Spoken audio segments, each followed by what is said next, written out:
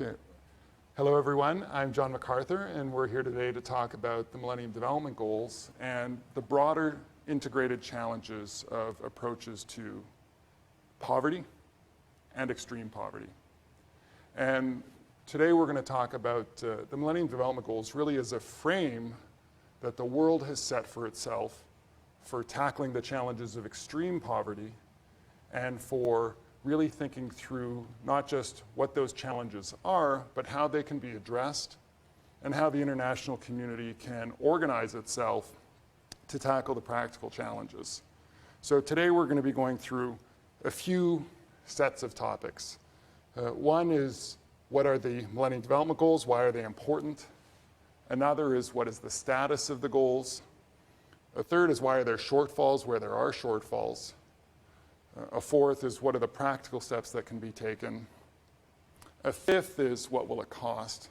And a sixth is just a quick discussion of the critiques of the Millennium Development Goals. This is obviously a huge topic with a lot of dimensions, so we'll only be able to bounce across the surface of it, but just want to introduce for the global classroom, as we think about the integrated challenges of sustainable development, the world's integrated framework for tackling the most extreme poverty-related challenges of sustainable development, and want to try and flag some of the questions and topics that we'll be getting into in much more detail through the course of the semester. So where did the Millennium Development Goals come from? They come from what I call the Millennium Promise, which was made at the Millennium Summit in September of 2000, which at the time was the largest ever gathering of world leaders, more than 150 countries represented at the United Nations.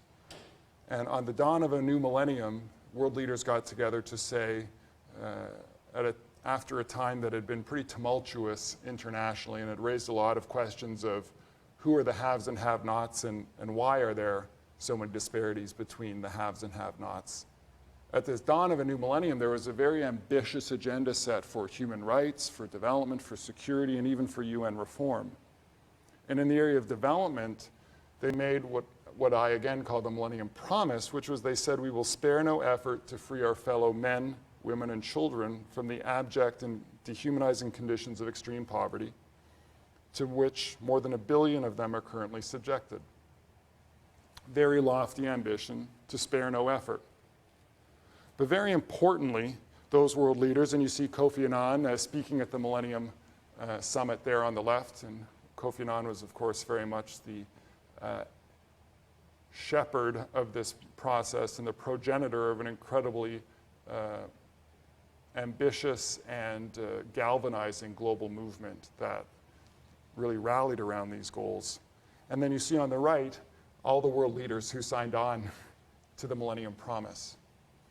And I think it's important that we start from the fact that these are commitments made by world leaders. These are not random. These are not people here and there who came up with a neat idea. This is actually the commitments of the political leadership of the world to spare no effort to tackle these challenges of extreme poverty. There could be no more serious commitment-making body than those world leaders. But it's very important that they didn't just set this lofty ambition of sparing no effort, because there are, of course, many such verbal and loose commitments to doing more, trying harder, seeing how far we can get. Very importantly, they set a series of targets, time-bound practical targets, to tackle what is a pretty important and compelling cross-section of what it means to be stuck in extreme poverty. So there are 8 goals that are set, and originally 18 targets.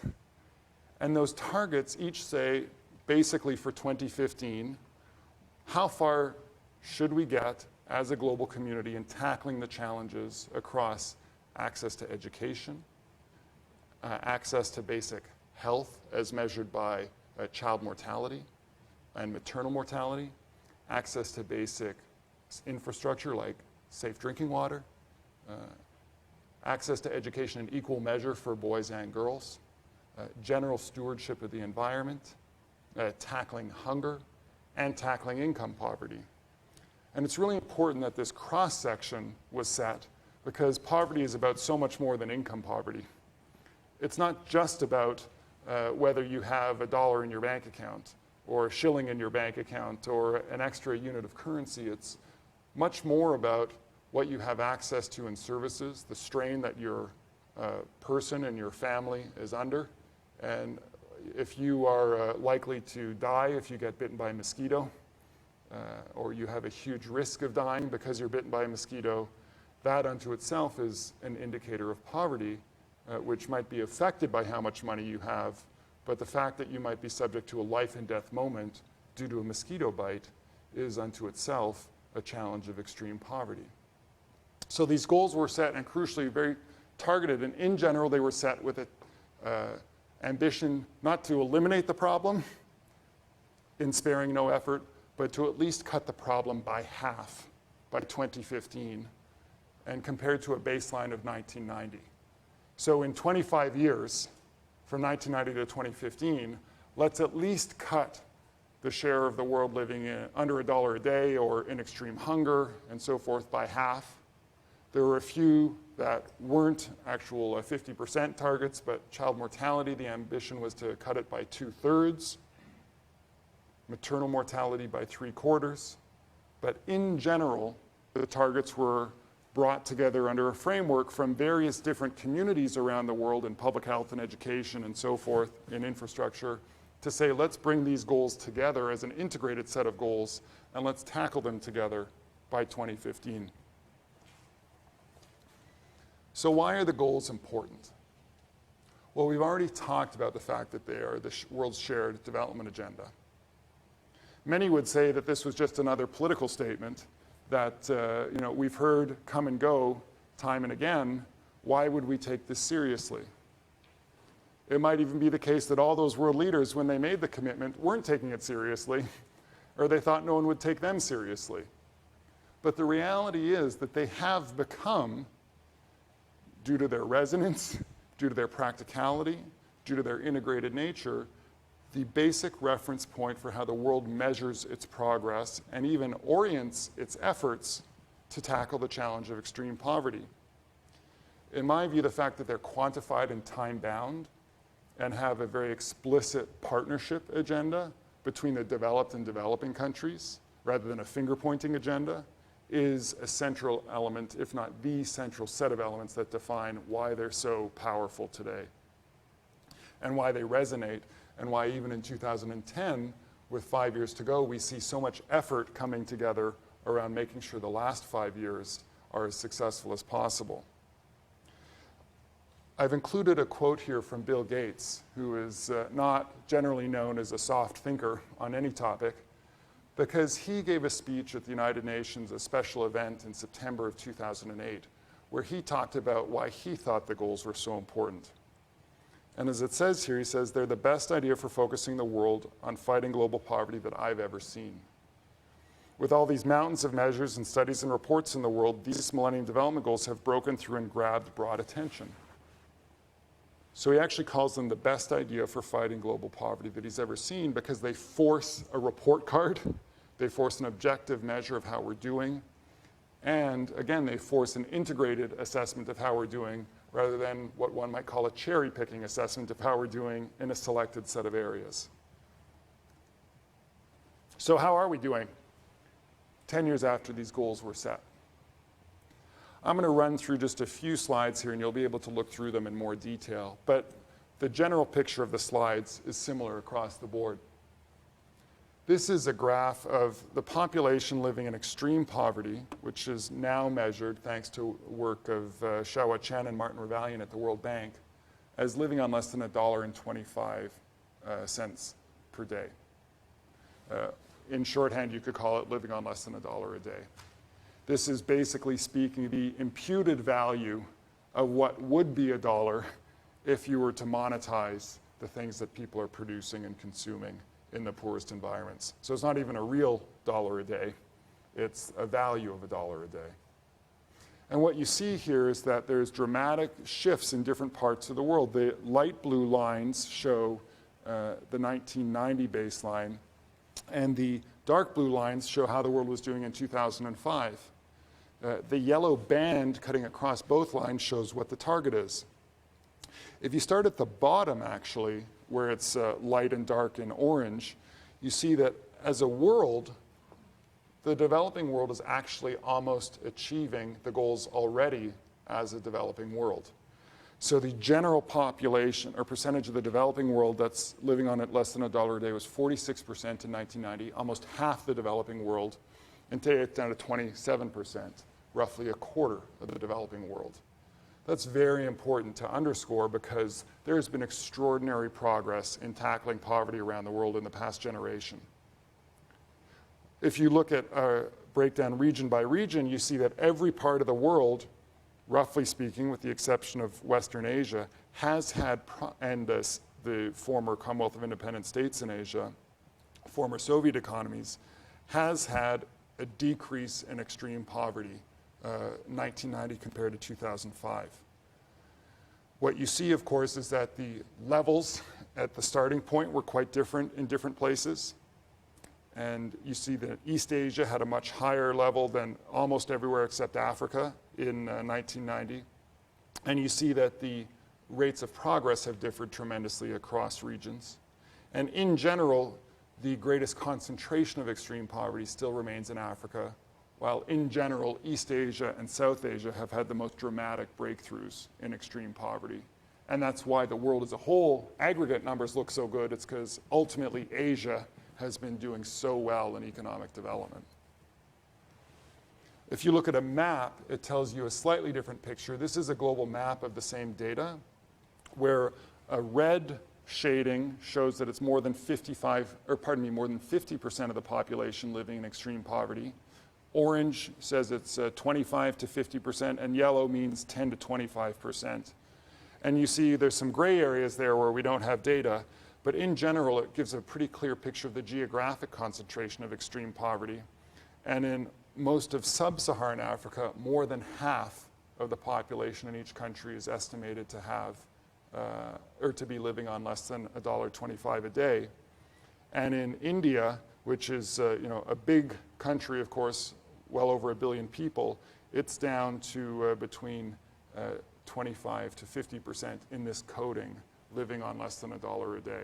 And China, of course, the world's most populous country, is even lower than that, less than a quarter of the population, approaching 10% living in that level.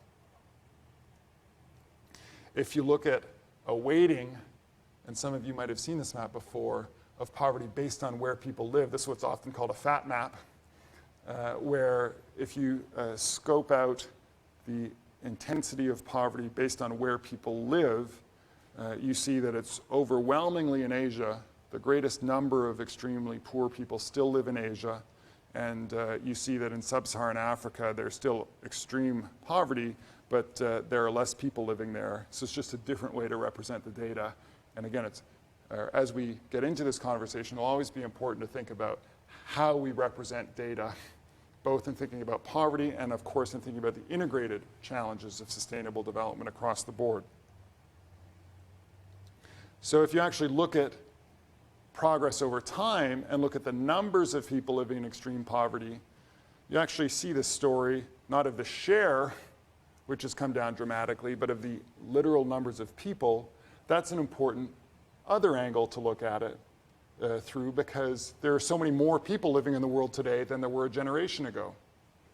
So in 1980, there was less than 5 billion people in the world. Today, we're approaching 7 billion people in the world.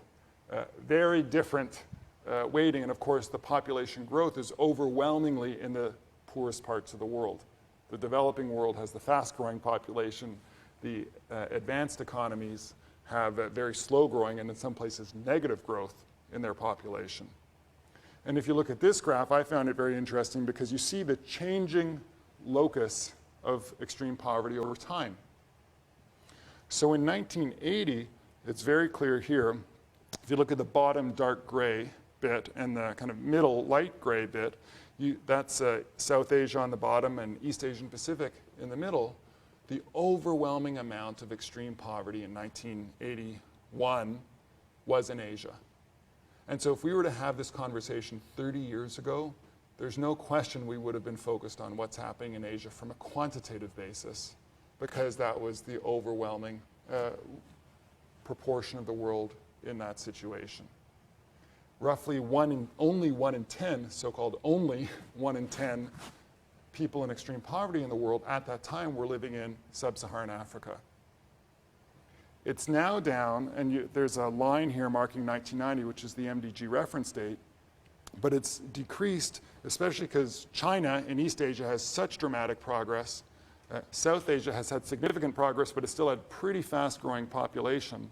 So the number of people in extreme poverty in South Asia hasn't changed so much. South Asia today has the largest number of people in extreme poverty of any part of the world, even though the share is going down.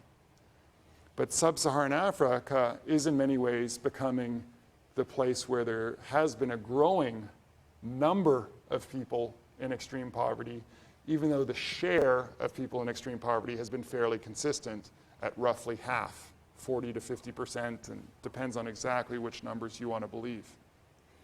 What's interesting in that is that we're now at a state in the latest data reference point of 2005, where roughly 1 in 3 of the world's extremely poor people lives in sub-Saharan Africa.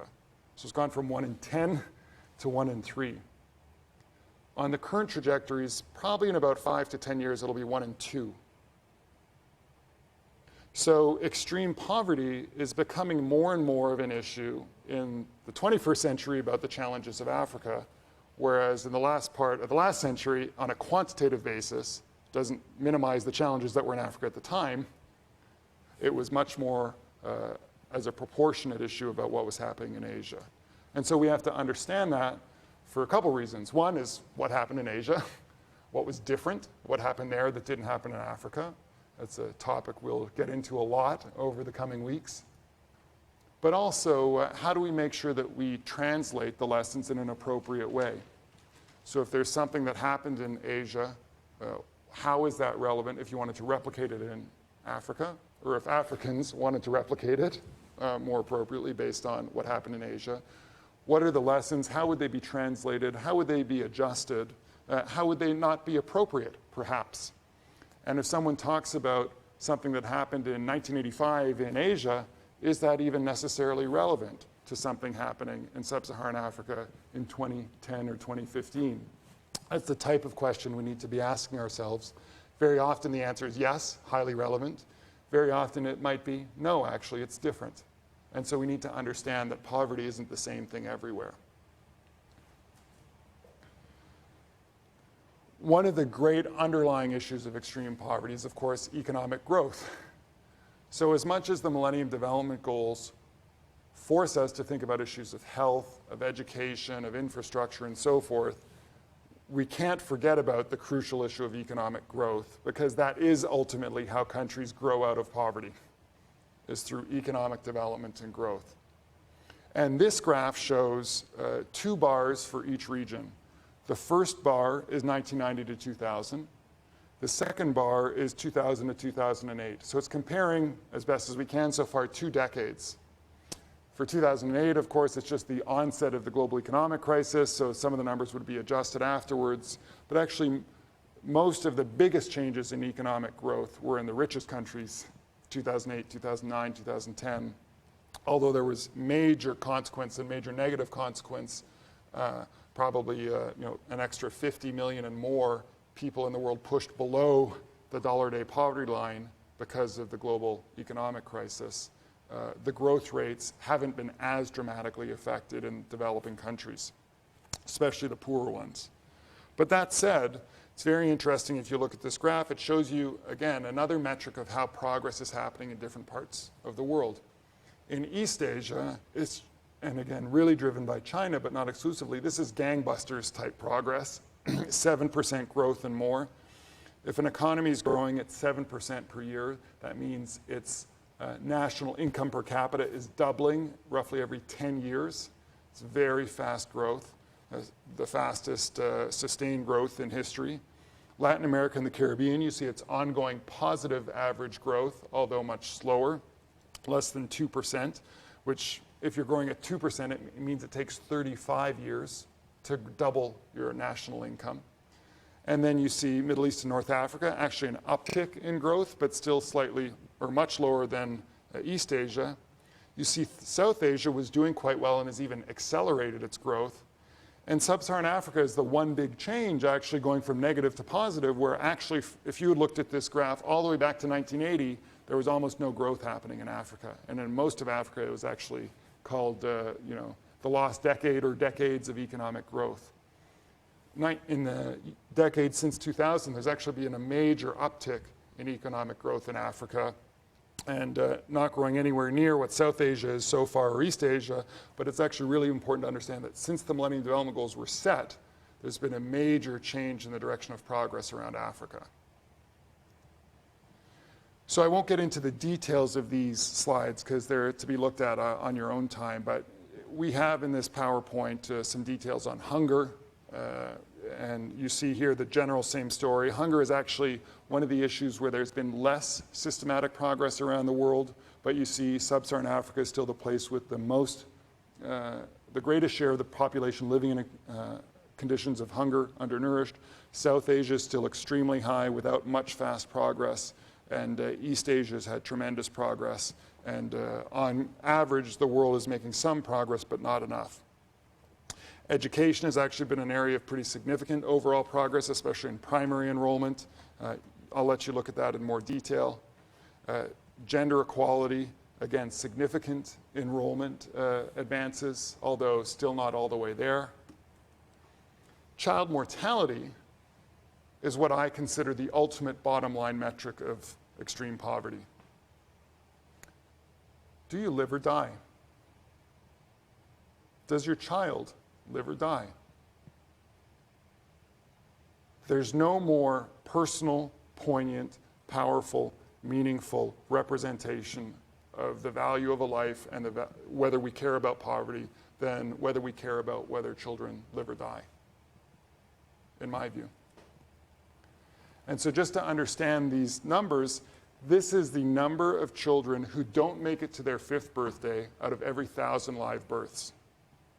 And it's got the data for 1990, 2000, and 2008. And you see that for Sub-Saharan Africa, in 1990, the rate was about 185 out of 1,000. So that basically means that almost 1 in 5 children didn't make it to their 5th birthday. Extraordinarily high rate of death among children. You see that in East Asia and the Pacific, it was approaching 50 already, which means roughly 1 in 20 didn't make it to their 5th birthday. Very big difference. But what you also see across the board is these significant improvements in child mortality. And actually the latest data suggests that we're down from about 12 million child deaths a year at the beginning of this period to around 8 million child deaths a year today, even with the growing population. There's been significant advances in child mortality, and people die for many reasons, and that's a topic we'll get into in the week on primary health this year. And there are many areas around pneumonia, diarrhea, which are leading causes of child death. Malaria is a significant cause of child death. Hunger is a dramatic underpinning factor across cases of child death. But child death is a kind of combined, integrated outcome metric on how people are doing. Maternal mortality, I stress here, because this is an area that's actually been receiving significant attention lately for 2 reasons. One is that it is generally understood to be the most overlooked of the Millennium Development Goals in the first 10 years. So it's an example of where the Millennium Development Goals have been extremely helpful, because this 5th goal, so-called MDG 5, people have said, wait a second, we're not doing very well on MDG 5, and it's actually helped shine a spotlight on this issue where the world has been generally quite delinquent. There are probably multiple reasons why this goal is not done so well. Part of it is bias in the world. Men aren't maybe so thoughtful about the needs of women giving birth. prenatal care, postnatal care. It's probably a serious form of gender discrimination with a lot of life and death consequences. There is certainly an aspect of which maternal care, especially things like emergency obstetrical care, require a little bit of health systems. So it's more complicated than an immunization or a bed net. It means an ambulance, or it means a C-section for a mother in breech. These are a little more technically involved, although not terribly. And it's an area that has now got huge, I would say, political momentum. And hopefully we'll see a breakthrough in the next year or so in terms of the global effort to tackle the health system interventions that are required to get maternal mortality down dramatically. Now, all of that said, Chris Murray, who's a leading health specialist based at the University of Washington, has recently published with his team a paper in The Lancet, which says we actually might be doing much better than these data suggest in tackling maternal mortality. So we'll put that article online so everyone can read it to see how the data compare. But he suggests, and his team suggests, that we actually might be making much more progress than we thought. Doesn't mean it's not an issue, but much more progress if we look at the data in a different way. And that's caused quite a bit of public discussion in the past few months since that paper came out. Water, and this is just a picture of an improved water source. Water is a little bit tricky to measure. And there are a lot of technical issues, and we'll get into that in the course too, around how do you measure good water versus bad water. We talk about improved water sources and improved drinking sources, where you have a source of delivery point that ensures protection from contamination, especially from fecal matter. There are a lot of different ways to deliver that. And again, you see this pattern of general progress across the board, but sub-Saharan Africa not doing nearly as well on a rate of progress basis, or on a level basis, and Middle East and North Africa not making much progress, but East Asian Pacific actually already having achieved that goal. So why are there shortfalls? There are many areas of progress, and there are many areas where there are shortfalls. We're going to talk about this a lot in the course of this semester, how to understand general gaps and metrics of progress. I think the one major point I would want to stress right now is that most of the reasons that we're given for why there are shortfalls are typically far too superficial for understanding why there are shortfalls. So the number one reason that we tend to hear in the media and even in policy discussions is there are bad governments. And in places where there's bad governance or corruption, things don't work, and therefore, what can you do when there's bad governance? There's no question that bad governance matters, and we need to be very explicit about that. And if you have a terrible government, it can be impossible to do anything if the government is really committed to making sure nothing happens, or for whatever reason doesn't want anything to happen. However, there are many, many cases where countries that were accused of terrible governance have done incredible things because they focus on very practical issues. And there are also many instances where two countries with the same technical ratings of governance are doing very differently. Some are growing fast economically, some aren't growing at all, some are making major progress on child mortality, some are making none at all. Some are doing dramatic expansion of infrastructure, some doing none at all.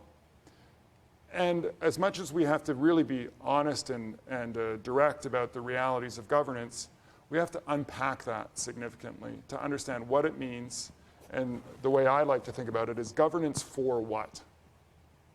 Governance for democracy, governance for health service delivery, governance for immunizations, governance for community empowerment. There are many, many different subtopics within that. And so without getting into all of it right now, I want to flag that there are many different types of issues, and there are even reasons why some places probably have more strained governments. And so if we identify a few key reasons why places aren't doing as well on some areas or on all areas, governance failures is real. But there are also sometimes just areas of policy neglect, like maternal mortality. Government might be doing great things, but just hasn't paid attention to this issue and forgets it, or doesn't care, or doesn't pay attention, or doesn't get serious, or doesn't put a budget to it. There are other areas, and you see it in countries like in Brazil and Latin America or in India, where you have really huge variation in geography and in society, where some parts of the country are doing extremely well and some parts of the country are just being left behind. And so the averages might mask a much richer story.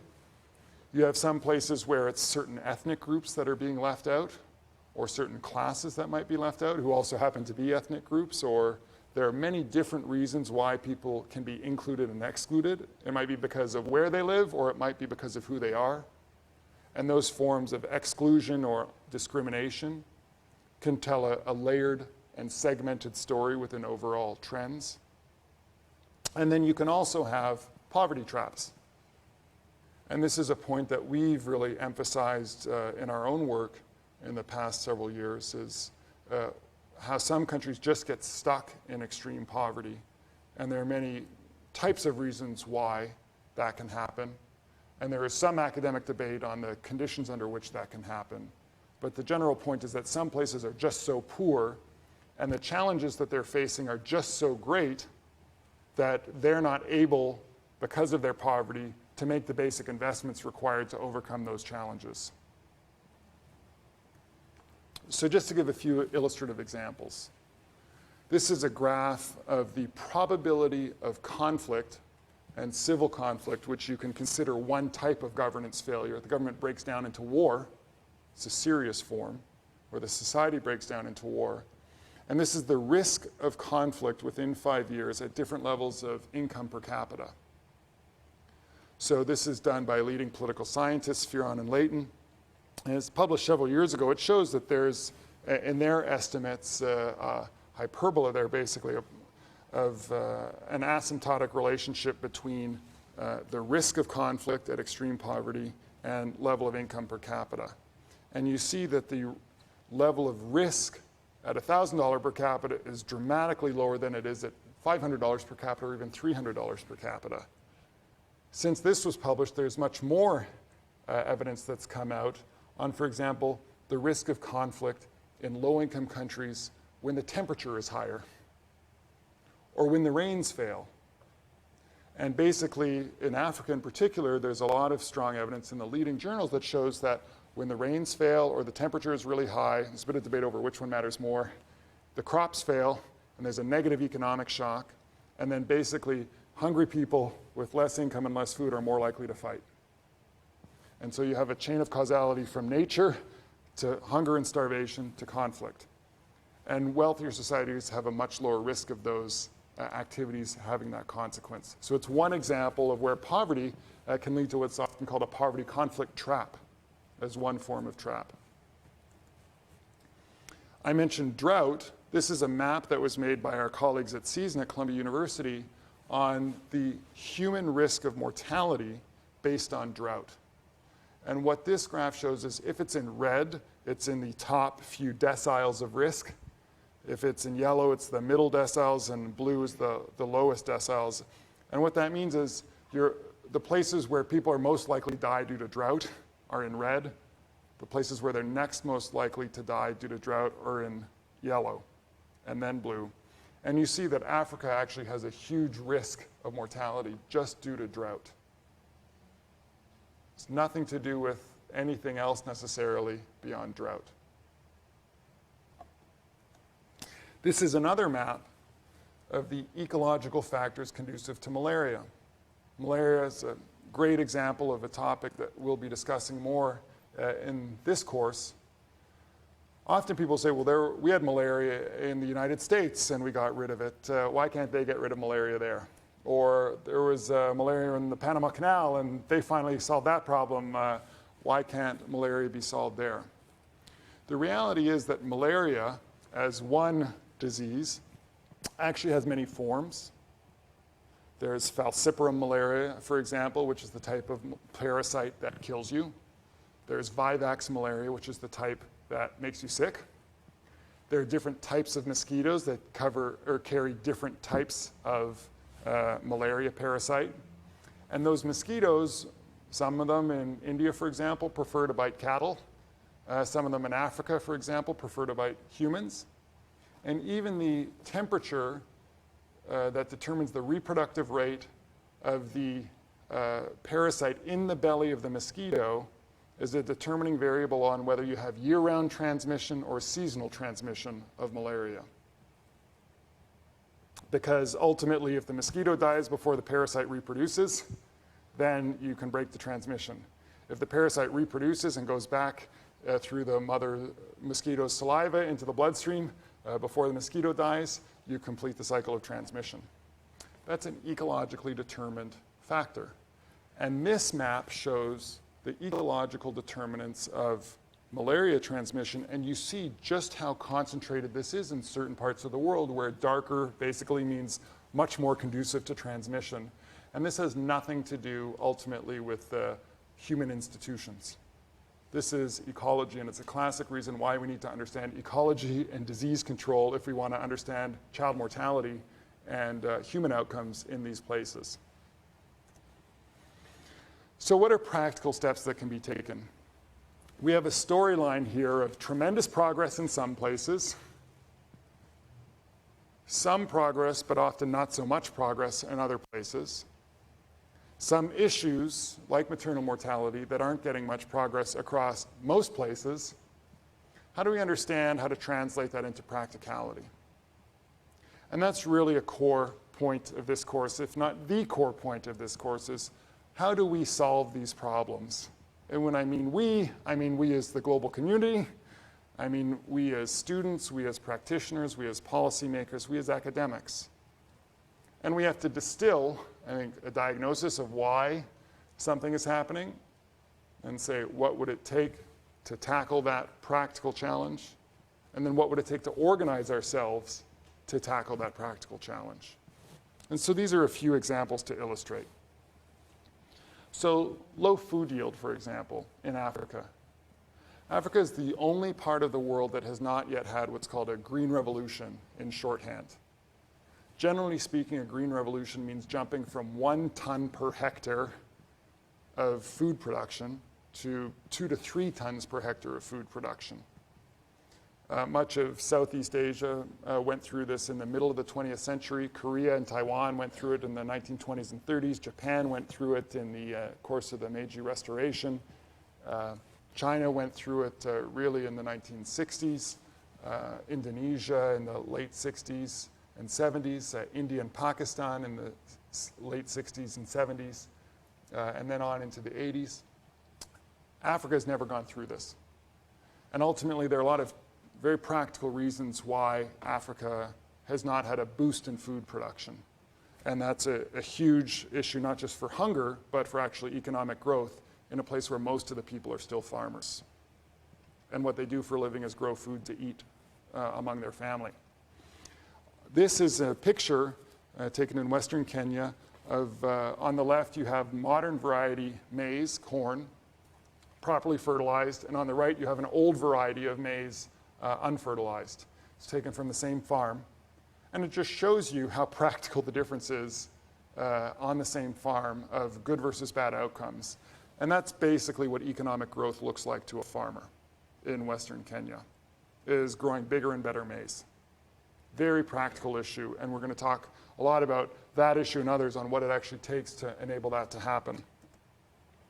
Malaria, 10 years ago, no one even talked about malaria globally. It's now thankfully become, I mean that at a serious public level. It was obviously a professional question for malariologists. But now we have a major public global effort around malaria. And really what it means is, on the left you have a classic example, in the best case of a child getting treated for malaria. But typically at the beginning of this decade you had 1 million children and more dying of malaria.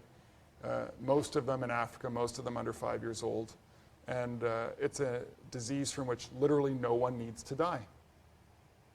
It's totally 100% treatable, even where it's not preventable, and it's hugely preventable, actually. So a bed net, a long-lasting insecticide-treated net, which is a relatively new technology, where the insecticide is in the weave of the net, pioneered by Sumitomo Chemical, Japanese company, has actually created a very low-cost technology. It costs roughly $10, lasts for 5 years. 2 people can sleep under it.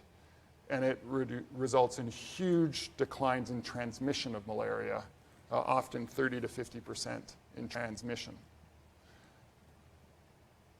There are other acronyms at the bottom there, which we'll get to know soon. The bed nets are known as LLINs, long-lasting insecticide-treated nets. ACT is artemisinin combination therapy. That's what you take when you get malaria, based on Artemisia. It's the modern version of the drug, which has replaced old versions like SP and chloroquine is an old version to which there's more resistance. And IRS is indoor residual spraying, which basically means you spray the house once or twice a year, the walls, to just provide another layer of protection to prevent transmission. AIDS has been one of the most dramatic, practical breakthroughs in the past 10 years since the Millennium Development Goals were set. You had, at the beginning of the decade, basically no one in Africa on antiretroviral treatment while the pandemic was raging. And there were roughly 10,000 people, most of them in South Africa, who were on treatment, while probably 2 million people and more were dying every year of the disease. And it was just ravaging societies. At the time, it was deemed impossible to treat, too hard, too difficult, too many complicated drug regimens. And now, thankfully, we're well over a few million people getting treated. And actually, the latest data that came out say that 5 million people worldwide in developing countries are on treatment. It's a major breakthrough backed by very practical measures of literally getting drugs to people who need them when they need them. Maternal mortality, if someone dies from in childbirth, although there's a lot of reasons why they might die after childbirth, you have simple interventions. On the left here is a classic ambulance in a low-income setting. Might be a bicycle if there is one, maybe a wheelbarrow is very common. On the right is literally an ambulance and a surgical theater, which is what it means to get a woman a C-section, for example, or emergency obstetrical care when she's in a delivery stage. It's very practical. There are many issues of enrollment, where we've seen breakthroughs. On the left is a classic schoolhouse in Nigeria, northern Nigeria. That's a photo taken from the Millennium Villages project before it started. On the right is a school meals system, which has been initiated throughout the same project. And where you have abolition of school fees and very basic interventions like school meals, you actually see enrollments jump, sometimes 20, 30% overnight.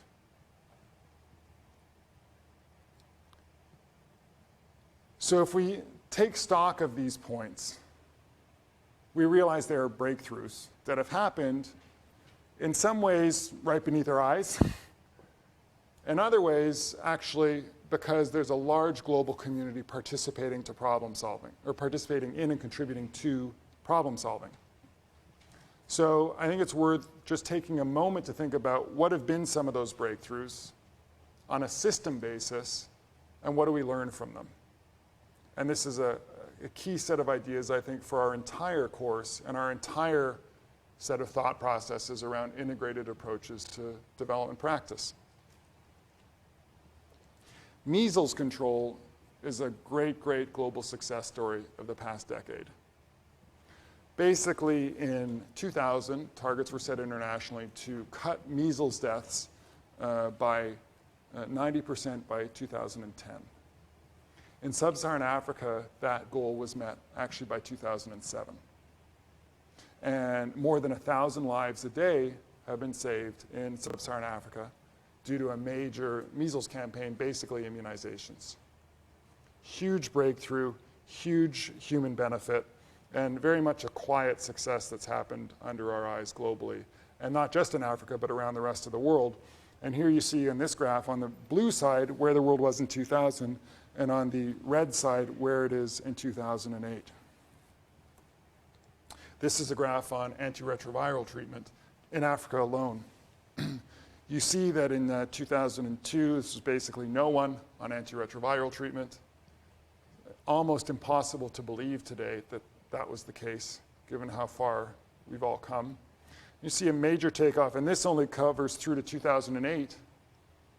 In 2009, the latest data, which have been tentatively shared internationally, show that in 2009, an extra 1 million people alone got access to treatment compared to 2008 globally. Went from 4 million to 5 million. Most of the growth is in sub-Saharan Africa still. It's an extraordinary breakthrough of the global community. In food production, we showed that slide of the scrawny bit of maize and a big bit of maize, corn stalk. We've actually had a country, Malawi, double its food production. This is a graph taken from a paper that Glenn Denning and colleagues wrote, looking at Malawi's food production. The black line is how much food they were producing. The white line is how much they needed to feed themselves every year. And basically, you have this up and down seesaw story of, I wouldn't quite say feast and famine, but certainly famine after famine, every time the rains failed in particular, every time there was a crisis. And after yet another crisis in 2005, the president said, I'm going to make sure all of my farmers get fertilizer and modern seeds. And literally since then, the country's doubled food production and became a food aid giver to its neighbors during the food crisis of 2008. Extraordinarily practical, extraordinarily simple intervention that's changed the economic and development course of that country. Even on income poverty, you have a country like Ghana, which in 1992 had half of its population living on less than $1 a day. Today it's down to nearly a quarter, about 28% living on less than $1 a day. It's an extraordinary breakthrough in one country, and still progressing since 2006. In Tanzania, at a country scale, you had roughly half or 50% net primary school enrollment rates at the beginning of the decade, and now you're actually up to almost 100% already, just within a decade. It's an extraordinary change for a country that has had very sustained long-term challenge and a hurdle to cross in terms of building its education system. And there are a few key elements of success that go across all of these. And I show this cross-section of examples just to show there are country successes, there are global successes, they're in all sorts of different areas, and we have to unpack them to understand them. The Millennium Development Goals give us a very good framework for measuring success, but the issues and the lessons are much deeper than the Millennium Development Goals. They're about progress in tackling the challenges of sustainable development. So all of these have clear performance targets. What were they trying to achieve? Universal access to medicine, ending malaria deaths, every sleeping site under a bed net, going from 1 ton per hectare to 3 tons per hectare, immunizing every child. Very explicit delivery targets, crucially with a known technology. So we weren't guessing at what antiretrovirals were to treat AIDS patients. Antiretrovirals existed, bed nets existed, immunizations existed, fertilizer and seeds existed. Really focusing on delivery targets using known technologies is really important. Crucially, and we'll come back to this a lot more, each of these had adequate finance. None of these things were done for free. Typically, the gate opener, or the floodgate opener, was that practical plans finally got financial resources to be implemented. So there's some misunderstanding around the role of money in a lot of these conversations. No one ever should suggest throwing money at a problem, but most basic solutions need money. And like anything in life, you need to put proper resources into solving real challenges, and each of these has its own story around that. Each of them actually has a global mechanism now for achieving scale, where it's gone from small scale to big scale. That might be the Global Fund to Fight AIDS, TB, Malaria. That might be the Global Alliance for Vaccines and Immunizations. That might be the new Smallholder Trust Fund, the Global Agriculture and Food Security Program at the World Bank. Each of them has a crucial mechanism to taking it from concept to scale. They all have very clear audit and accounting systems. to track where things are going well and where they're going not, and to have a monitoring and evaluation mechanism for what success is and is not happening. And importantly, they all have clear leadership. And really importantly, in some cases it's the government sector, in some cases it's the government working with the private sector, in some cases it's academics working with the government and the private sector, but there's a cross-section of leaders who are actually taking on the responsibility to try and help solve real problems. So just to conclude for a moment, or nearly conclude on the question of cost. Now, one of the big challenges I think we face as a global society is the fact that, by definition, extremely poor people have no money. And for them to do things that cost money, they need support.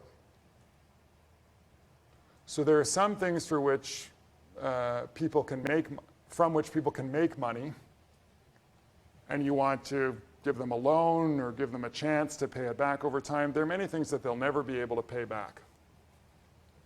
So as a general rule, poor people with no money cannot pay back a bed net. And the world tried for many years to sell bed nets, and not surprisingly, not many people bought them because they couldn't afford them.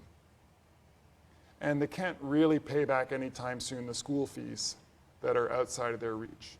And that's why when school fees of $8 or $10 per child per year were cut in places like Malawi and Tanzania and Kenya, literally millions of children showed up overnight because the families couldn't afford $8.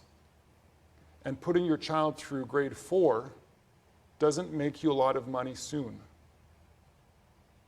And your child finishing primary school or high school might be essential for them being able to earn an income over a lifetime, but the parents can't pay it anytime soon.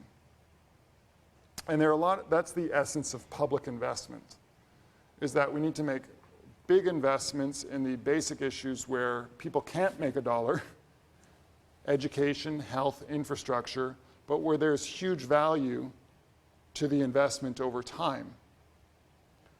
A healthy, productive, well-educated, well-connected, market-based society. And so through the UN Millennium Project, we actually said for all the things, we went through this over the case of a couple of years, for all the things that need very practical investments, where basically the government or the international community of governments needs to support, what would it cost? And this is the result of that study, which said over 10 years, what would it cost? And this is in the readings, so I won't get into it in detail here, but if you look at the numbers across the bottom row, it showed that basically you're looking at around $100 to $110 per person per year. This is actually currencies from several years ago, so probably it's closer to $150 per year today in 2010 dollars.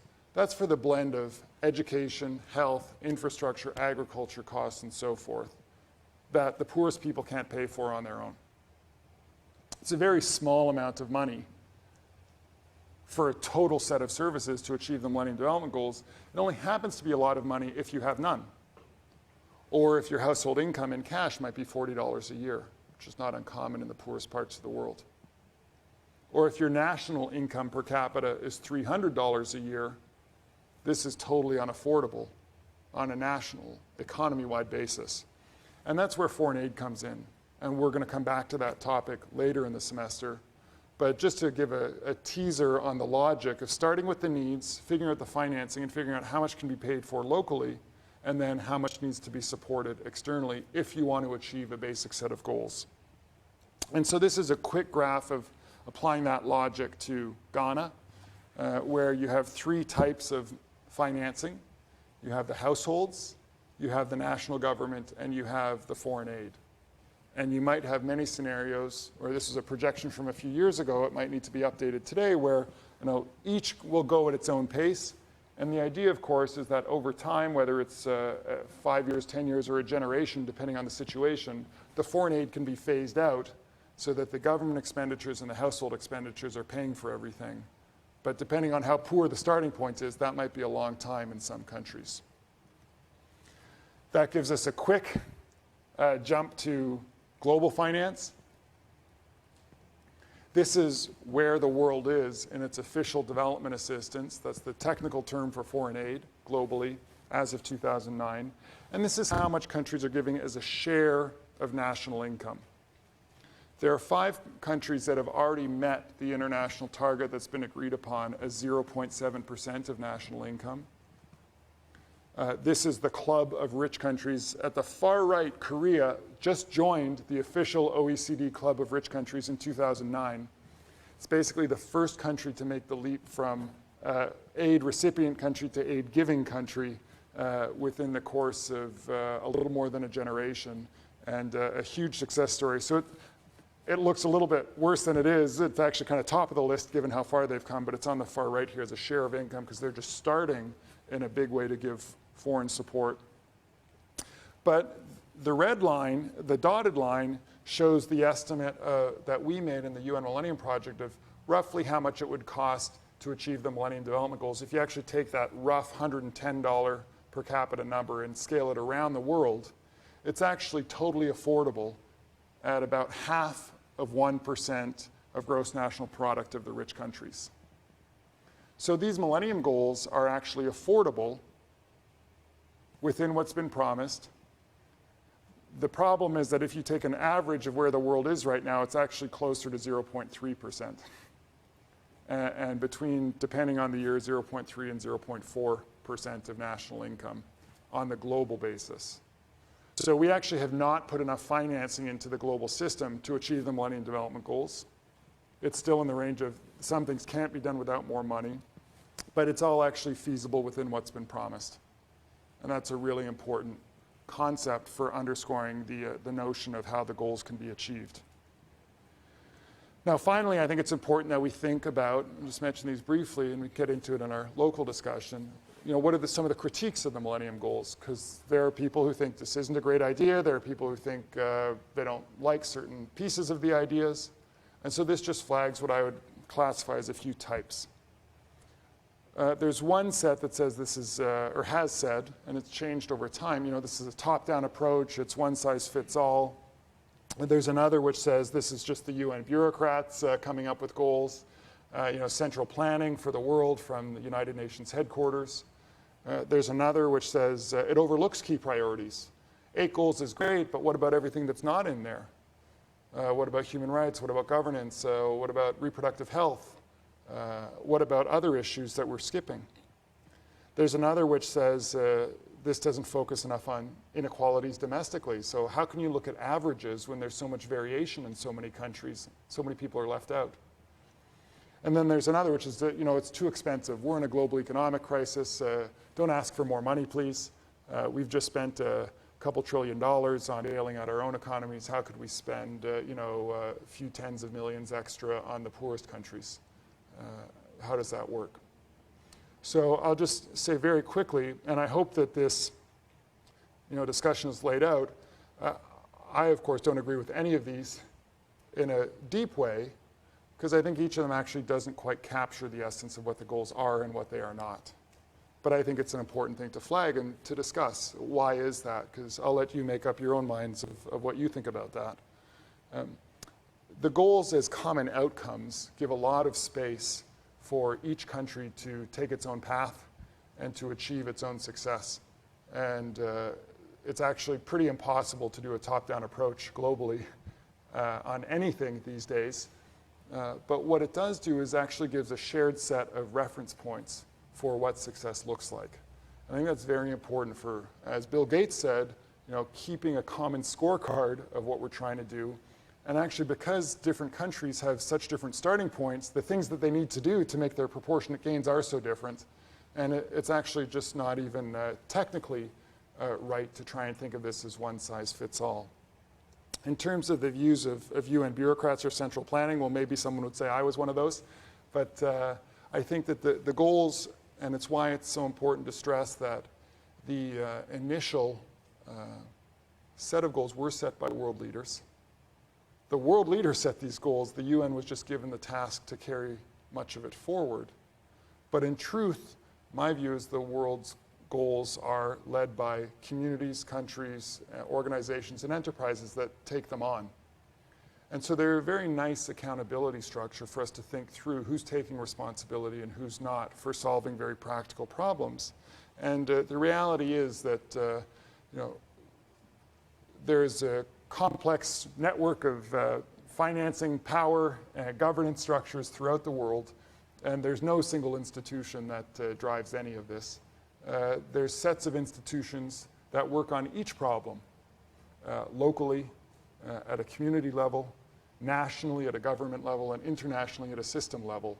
And the system that works on global health is very different than the system that works on global agriculture, is very different than the system that hasn't even been set up to work on water around the world. And each professional community actually works in its own way and has a very different set of dynamics. And ultimately, many of them are run by finance ministries who pay the bills. And that's a deep issue in the world. In terms of overlooking key priorities, the goals are very useful in flagging a lot of issues. They're the kind of best scorecard we have. They're not exhaustive.